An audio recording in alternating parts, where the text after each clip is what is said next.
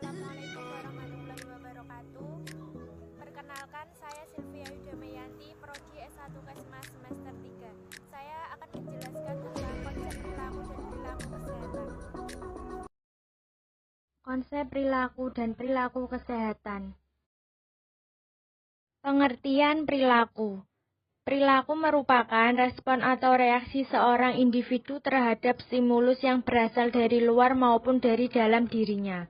Noto Atmojo tahun 2010. Sedangkan dalam pengertian umum, perilaku adalah segala perbuatan atau tindakan atau aktivitas yang dilakukan oleh makhluk hidup. Aktivitas tersebut dikelompokkan menjadi dua, yaitu aktivitas yang dapat diamati oleh orang lain dan aktivitas yang tidak dapat diamati oleh orang lain.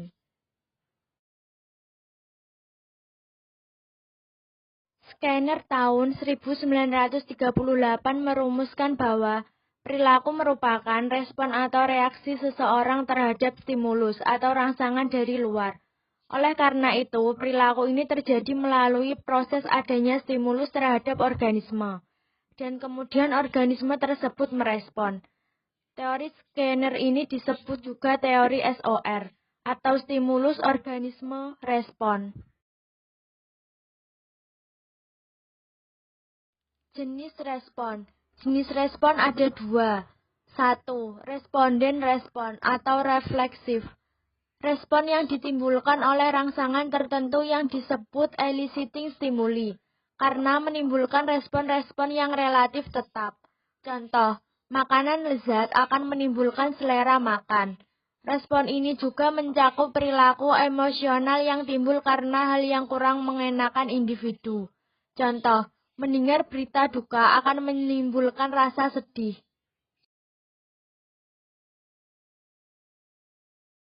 2.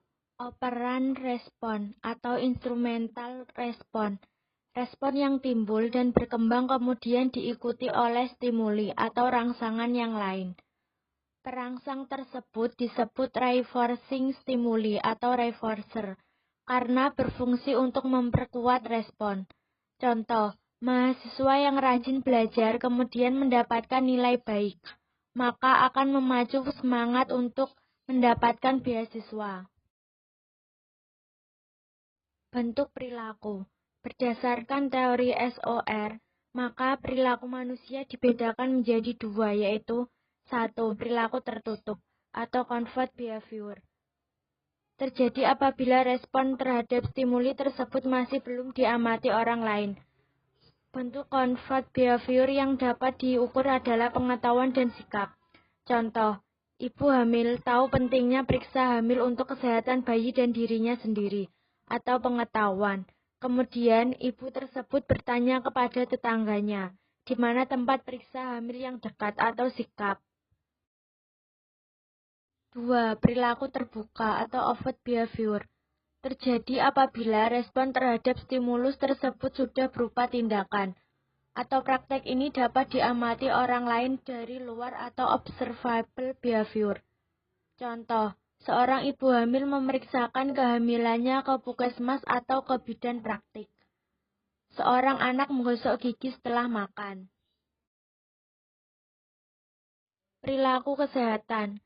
Skinner mendefinisikan perilaku kesehatan atau health behavior adalah suatu respon seorang terhadap stimulus atau objek yang berkaitan dengan penyakit, dan faktor-faktor yang mempengaruhi sehat, sakit, atau kesehatan. Pemeliharaan kesehatan ini mencakup mencegah atau melindungi diri dari penyakit dan masalah kesehatan lain, meningkatkan kesehatan, dan mencari penyembuhan apabila sakit atau terkena masalah kesehatan. Menurut Becker tahun 1979, perilaku kesehatan dibagi 3 macam. 1. Perilaku kesehatan atau health behavior, yaitu perilaku atau kegiatan yang berkaitan dengan upaya mempertahankan dan meningkatkan kesehatan, seperti kegiatan fisik yang teratur dan cukup, gaya hidup sehat. 2. Perilaku sakit atau sick behavior, yaitu tindakan seseorang yang sakit atau masalah kesehatan baik dirinya maupun keluarganya, seperti melakukan pengobatan sendiri, mencari penyembuhan atau pengobatan keluar. 3. Perilaku peran sakit atau the sick behavior, yaitu segala tindakan yang dilakukan oleh individu yang sedang sakit untuk memperoleh kesembuhan, seperti tindakan mengenal fasilitas kesehatan yang tepat dan memenuhi kewajiban sebagai pasien. Domain perilaku kesehatan menurut dua ahli. Yang pertama menurut Bloom, yaitu kognitif domain, efektif domain, dan psikomotor domain. Sedangkan menurut Ki Hajar Dewantara, yaitu cipta atau penalaran, rasa atau penghayatan, karsa atau pengalaman. Pengetahuan. Apa itu pengetahuan? Pengetahuan adalah hasil penginderaan manusia atau hasil tahu seseorang terhadap objek melalui indera yang dimilikinya.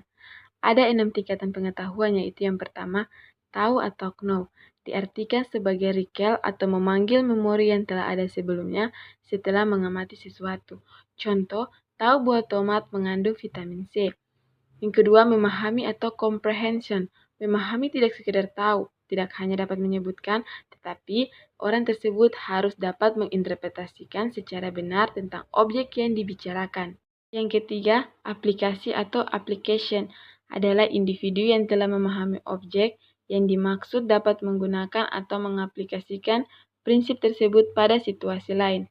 Contoh, seseorang yang telah memahami prinsip proses perencanaan harus dapat membuat program perencanaan kesehatan di mana saja. Yang keempat, analisis atau analisis adalah kemampuan seseorang untuk menjabarkan atau memisahkan, kemudian mencari hubungan antara komponen-komponen terdapat dalam suatu masalah atau objek yang diketahui. Pada tahap ini, seseorang dapat membedakan atau memisahkan, mengelompokkan terhadap pengetahuan atas objek tersebut.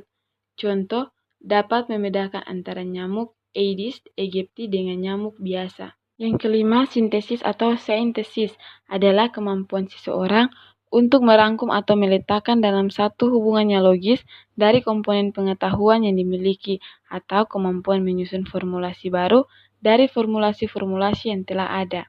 Contoh, dapat membuat atau meringkas dengan kata-kata sendiri tentang hal-hal yang telah dibaca atau didengar dan dapat membuat kesimpulan tentang artikel yang telah dibaca. Yang keenam, evaluasi atau evaluation adalah kemampuan seseorang untuk melakukan penilaian terhadap suatu objek tertentu.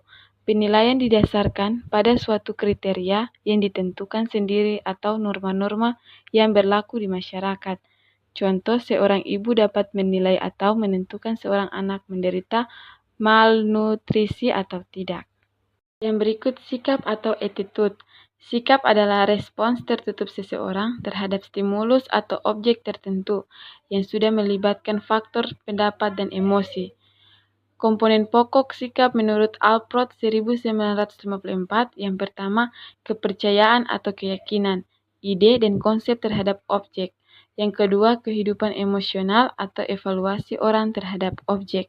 Yang ketiga, kecenderungan untuk bertindak. Artinya, sikap merupakan komponen yang mendahului tindakan atau perilaku terbuka. Tindakan atau praktik merupakan tindakan nyata yang dilakukan. Ada 3 tingkatan praktik, yaitu yang pertama, praktik terpimpin. Apabila individu telah melakukan sesuatu tetapi masih tergantung pada tuntunan atau menggunakan panduan. Contoh, seorang ibu memeriksakan kehamilannya tetapi masih menunggu diingatkan oleh petugas kesehatan. Yang kedua, praktik secara mekanisme. Apabila individu telah melakukan atau mempraktikkan sesuatu hal secara otomatis. Contoh, ibu membawa anaknya ke posyandu untuk ditimbang dengan kesadaran sendiri. 3. Adopsi, tindakan yang sudah berkembang. Artinya, yang dilakukan tidak sekedar rutinitas atau mekanisme saja, tetapi sudah dimodifikasi atau lebih berkualitas. Contoh, menggosok gigi, bukan sekedar gosok gigi, melainkan dengan teknik-teknik yang benar. Terakhir, bentuk-bentuk perubahan perilaku. Menurut Wo, yang dikutip oleh Noto Atmojo, perubahan perilaku dikelompokkan menjadi 3, yaitu yang pertama, perubahan alamiah.